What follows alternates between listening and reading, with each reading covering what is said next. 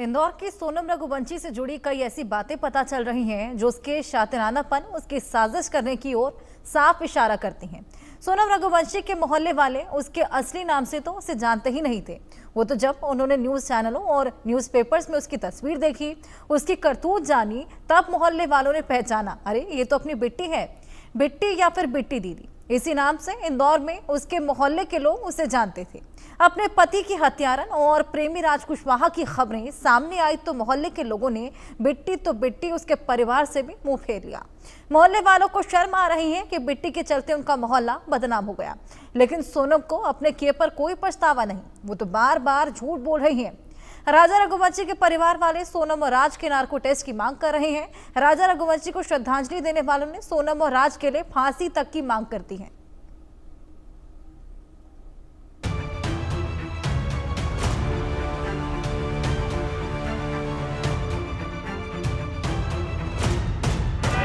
फांसी दो, फांसी दो, फांसी दो, हत्यारों को फांसी दो, फांसी दो। राजा की खूनी रानी सोनम की कई कहानी।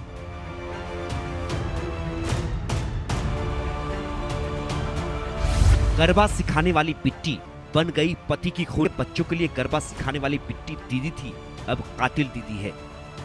वो शातिर है, वो साजिशें रचती है, वो बहरूपिया है। इंदौर के ट्रांसपोर्ट कारोबारी राजा रघुवंशी की हत्या करवाने वाली उसकी पत्नी सोनम रघुवंशी के कई रूप हैं। हनीमून पर अपने ही पति को मौत देने वाली सोनम के मोहल्ले खारचा में घर घर में चर्चा हो रही है। इंदौर के बाणगंगा इलाके के गोविंद नगर में है सोनम का मोहल्ला खारचा। सोनम के मोहल्ले वालों ने उसका ऐसा रूप पहले कभी नहीं देखा। मोहल्ले वाले तो उसके सोनम रघुवंशी नाम से भी परिचित नहीं थे। बड़े बूढ़े लोग उसे बिट्टी कहते थे और बच्चे बिट्टी दीदी। बिट्टी दीदी बच्चे बच्चियों को गरबा सिखाती थी। उसे खुद भी डांस करने का बड़ा शौक था।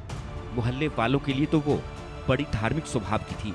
नवदुर्गा उत्सव हो या फिर कोई भी धार्मिक आयोजन, बढ़ चढ़कर हिस्सा लेती थी। राजा रघुवंशी हत्याकांड के प्रमुख कॉन्स्पिरेटर सोनम रघुवंशी का पास्ट जब खंगाला गया तो कई सारे चौंकाने वाली बात सामने आई। सोनम रघुवंशी को उसके मोहल्ले वाले उसके असली नाम से नहीं जानते थे, उसे बिट्टी के नाम से जाना जाता था। सोनम वहां मोहल्ले में बच्चों को डांस सिखाया करती थी, गरबा सिखाया करती थी और बच्चे उससे बिट्टी दीदी कहा करते थे। लेकिन इसी बिट्टी दीदी ने एक बड़ा कांड कर दिया और इस बड़े कांड में उसके पास्ट पे कई सारे सवाल भी खड़े हुए।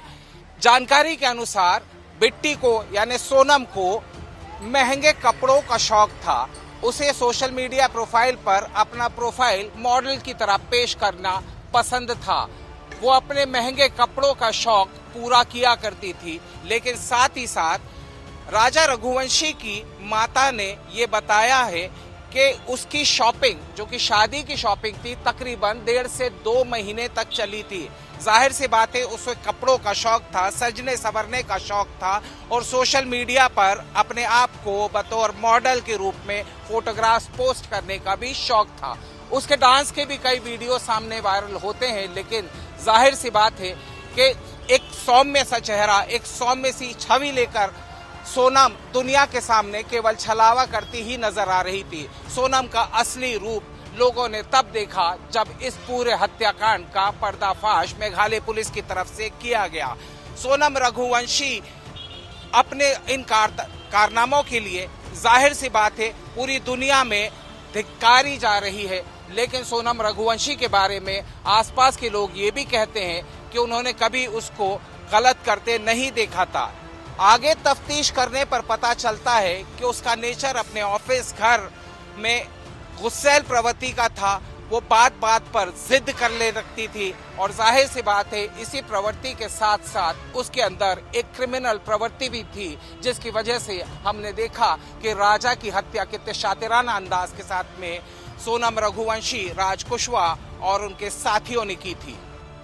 मोहल्ले वालों के लिए बिट्टी, बिट्टी दीदी और दुनिया के लिए सोनम रघुवंशी। शिलोंग में पति की हत्या से जो बिट्टी का असली चेहरा सामने आया, उसने उसके खारचा मोहल्ले के लोगों को स्तब्ध कर दिया। हर कोई उसके इस रूप को देखकर हैरान है। खारचा मोहल्ले के हर घर में बड़े बुजुर्गों से लेकर बच्चों तक में तभी आवाज में ही सही उसकी ही बातें होती हैं। पूरा मोहल्ला बिट्टी के घर के पास भी नहीं भटकता। लोगों में भारी गुस्सा है कि बिट्टी के कारण उनका मोहल्ला बदनाम हो गया। पूरा इंदौर सोनम के हत्याकांड से शर्मिंदगी महसूस कर रहा है। सोनम ने सिर्फ अपने मोहल्ले को ही नहीं, पूरे इंदौर को कलंकित कर दिया है। जो शहर संस्कारों के लिए, स्वच्छता के लिए जाना जाता है, उस इंदौर पर सोनम ने धब्बा लगा दिया।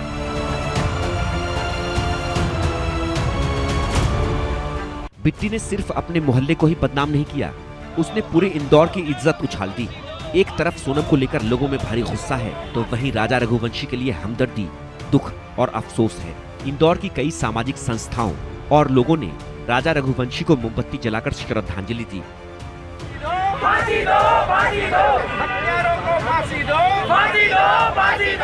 सोनम के लिए लोगों में आक्रोश है, गुस्सा है, नफरत है। केस की मास्टरमाइंड 24-25 साल की सोनम रघुवंशी ने अपनी उम्र से छोटे राज कुशवाहा के जरिए पूरा हत्याकांड को अंजाम दिया। इस हत्याकांड को देखकर सारी दुनिया सन्न रह गई।